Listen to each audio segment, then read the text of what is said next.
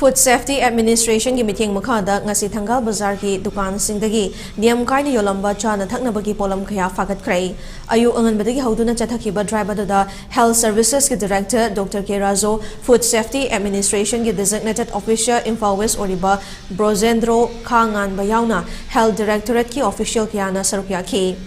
Chathakiba drive aduga mari leinana Dr. K Razo na haikibada lakadoriba Diwali amadi Ningol Chakouba gi yenglaga drive asi Manipur gi district khudimakta pangthokli hanadagi manufacture date amadi expiry date sing ningthina thadaba polam sing yonbada athingba leiribani niyom sing asi thugaiduna yolamba dukan singdagi masing yamlaba chana thangnaba chapot yauna hidak managi polam sing fagatli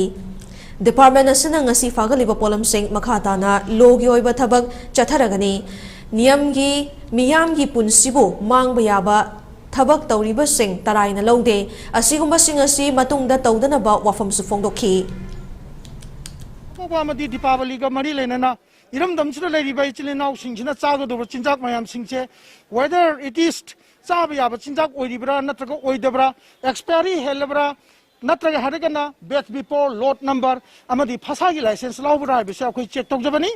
akhoi check tawgu matamda chinjak kharada manufacturing date ki matang che in the month of September July haibena chingba tharaga lot number code number yaugdaba kayama Indian product akhoi thangna jare asida natana mapal lamdagi through Myanmar Burma romdagi phawjalaga China da saba Japan da saba or some other Hong Kong da saba chinjak mayam ama thingnare hairiba chinjak sing ase Manipur ki sarkar gi kadoraba Secretary of Health Department na masi Manipur pummada yonba yade haidana prohibit tawgraba aduga thingraba ban tawgraba production ni haigraba ban tawgraba production je charuga kanagumana karigumada khudong thiba tholakpa taragadi mado charuba meduna masa masagi oina khudong thiba kayama lakpa yai haibase mayamna khangbiramani asugumba khudong thiba tholakadabadagi ngakthongnabagi damakta Food Safety Administration Imphal West na luchingjaraga ekhoigi director Sarrajo masamangna insist obiduna akhoina ngasigi drive ase makhata na chathajabani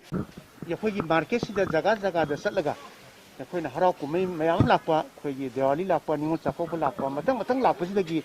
yakhoina sana thangnaba sida yakhoi kamai tawrige haina Manipuri mafam khudimak sileda khone district khudimakta including Imphal West sida khoi chasarga drive tawri district food safety authority na drive tawri masleida khoina sana thangnaba habdi rosgula gumba any khoigi